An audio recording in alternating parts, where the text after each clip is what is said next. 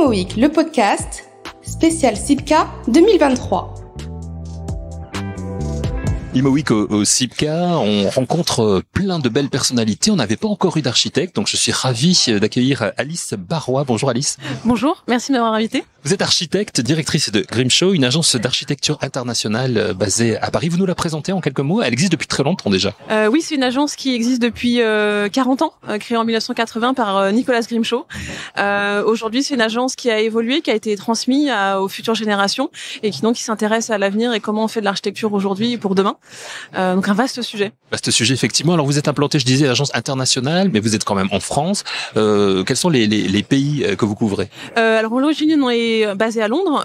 C'est une grande implantation en Angleterre, dans le monde anglo-saxon, qui a dérivé vers les États-Unis début des années 2000, puis en Australie par rapport à des gros projets qu'on avait gagnés sur place, des projets de transport, mais des projets culturels et de loisirs aussi, qui ont vraiment créé les fondamentaux de l'agence. Et ensuite une série de studios plus récents à Los Angeles, à Paris, à Dubaï, en Chine et à Auckland, qui ont émergé dans les 10 dernières années, qui sont des studios de 10 à 30 personnes, qui sont beaucoup plus dynamiques, qui apportent quelque chose de récent.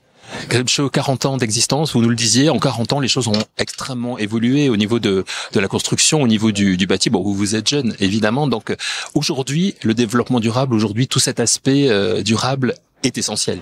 Il est essentiel. Alors Nicolas, il avait à cœur de faire de l'architecture là où il n'y avait pas d'architecture, avec beaucoup de questions de modularité, de préfabrication. Il était très, on va dire, précurseur sur ces notions environnementales à l'époque. C'était lié à son parcours sur des projets industriels qui l'ont vraiment beaucoup animé, qui ont fait la force de l'agence aujourd'hui et qu'on a réinterprété aujourd'hui dans tous les secteurs. Donc c'est vraiment ces questions de modularité, de préfabrication, de comment on utilise les matériaux pour leur meilleur atout. C'est quelque chose qu'on a réinterprété dans plein de contextes géographique, puisque forcément chaque pays a ses spécificités. On construit pas en France comme on construit en Australie, et forcément s'adapter aussi aux nouvelles réglementations qui ont bien changé depuis les années 80. Est-ce que ces enjeux de durabilité, ils sont les mêmes d'un pays à l'autre justement? Ils sont les mêmes dans le sens que l'urgence est là pour tous, ça c'est sûr. Ils sont pas les mêmes parce qu'on a tous des conditions climatiques différentes, parce qu'on a tous des ressources à disposition qui sont différentes. Et donc c'est ça qui fait les spécificités de chacun.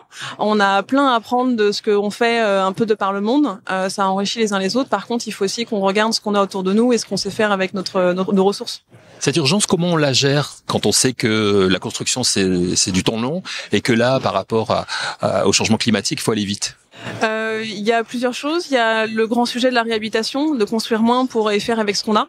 On a un potentiel construit qui est énorme, et le potentiel construit, il est à la fois dans les bâtiments qui existent déjà, mais aussi dans les ressources qui en déclinent, comment on réutilise, on déconstruit, on reconstruit avec ce qu'on a déjà.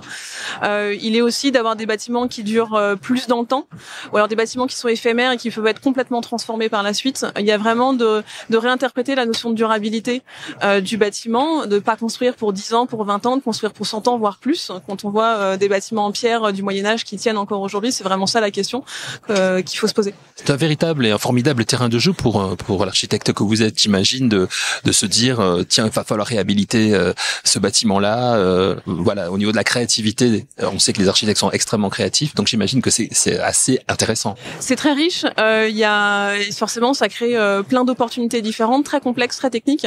On peut citer un bon exemple sur lequel de complexité de ce style-là. On a rénové un des bâtiments que Nicolas a construit dans les années 80, qui est l'usine Herman Miller à Bath, qui est donc un bâtiment industriel qui a été transformé en université. C'est un bâtiment qui a été classé depuis. Et tout ce travail de rénovation, qui est à la fois d'un monument historique, donc avec un vrai attachement sur la forme, la modélisation du bâtiment, ces questions de modules et de préfabrication des façades, qui étaient vraiment fortes dans l'architecture, mais aussi comment on fait pour faire ça dans notre siècle actuel, avec des questions de réglementation énergétique où il faut réintroduire du double vitrage, de l'isolation, de la compacité, etc., de l'inertie dans le bâtiment, tout en gardant cette modélisation. Donc il y a vraiment un croisement entre une architecture, ce que vous dites, le côté très créatif, et la réglementation, et comment on croise les deux. Et effectivement, ça demande beaucoup de réflexion. Votre stratégie environnementale chez Grimshaw, elle est basée sur de long terme, c'est ça? Sur de long terme, une réflexion sur l'impact du bâtiment et de nos usages de manière générale. C'est pas juste ce qu'on va construire à l'instant T, mais c'est aussi comment le bâtiment va vivre et comment il va être utilisé, et comment dans 50 ans on pourra le transformer, il pourra s'adapter à des usages différents. Des exemples? Alors le premier que j'ai envie de vous citer, c'est la gare London Bridge à Londres. Pourquoi cette gare? Parce que sur la question de la réputation et de l'interprétation de l'existant, ça a un vrai impact sur l'urbain et la ville en général. Parce qu'avant de parler de bâtiments, il faut parler aussi de la ville, et ça c'est très important. Et ces projets d'infrastructure sur lesquels on travaille beaucoup, il y a une vraie notion d'intégration dans l'espace public, de recréer des connexions, de s'ouvrir sur l'espace, les collectivités et les communautés. Donc c'est vraiment ce travail-là dans la réhabilitation, de trouver le bon équilibre entre l'existant et le nouveau pour recréer du lien entre les différents éléments. Je peux vous citer des réhabilitations plus complexes et plus lourdes sur le purement du bâtimentaire. On travaille beaucoup dans l'universitaire, par exactement, notamment le bâtiment pour la London School of Economics à Londres, qui est un projet peut-être un peu ancien, mais qui a eu un vrai travail sur le cœur d'îlot et le travail du bâtiment pour recréer des grands espaces collectifs sur lesquels on peut vraiment tous se retrouver ensemble en tant qu'universitaires, enseignants, chercheurs, etc. Par contre, de garder des miniatures de façades au sein de la ville, de regarder cette continuité avec la trame et les façades qui étaient importantes, donc de jouer entre deux matériaux, plusieurs systèmes constructifs qui sont absolument chouettes. Au niveau du marché français? Alors, au niveau du marché français, donc on est nouveau, on est arrivé il y a 6 ans sur le marché en France. On travaille aujourd'hui sur des sujets de gare du Grand Paris Express, d'autres sujets de transport qui sont très intéressants du point de vue mobilité et environnement.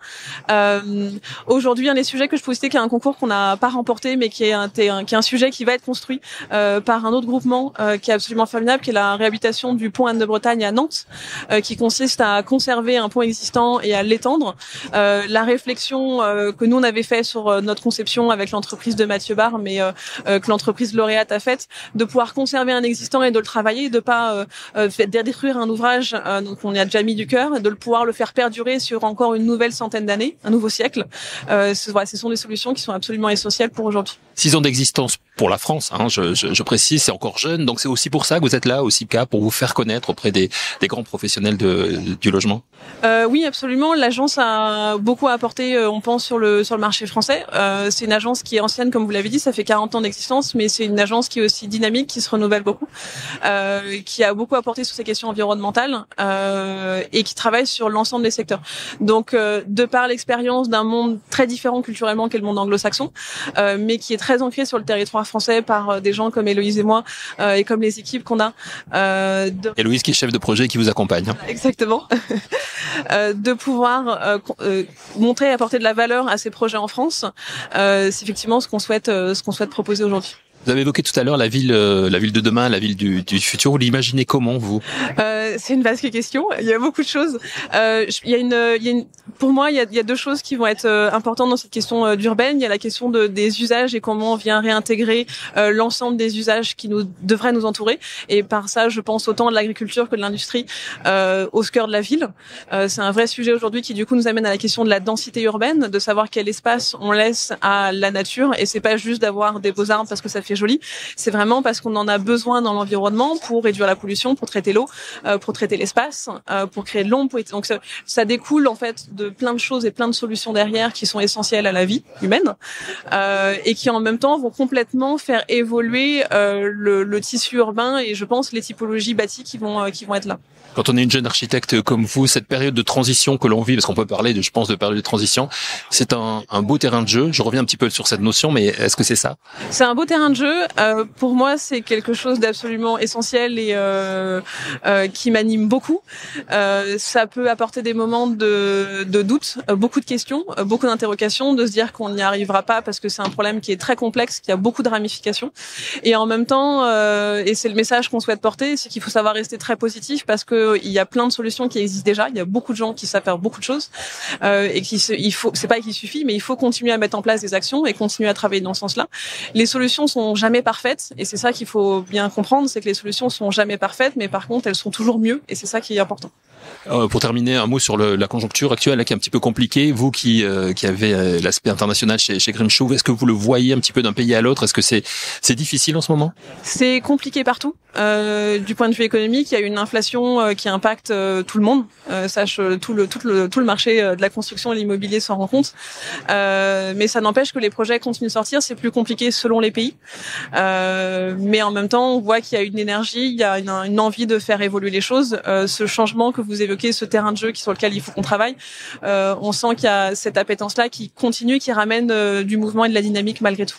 Donc on reste positif. On reste positif toujours. Merci beaucoup Alice. Merci. Imo Week, le podcast spécial SIPCA 2023.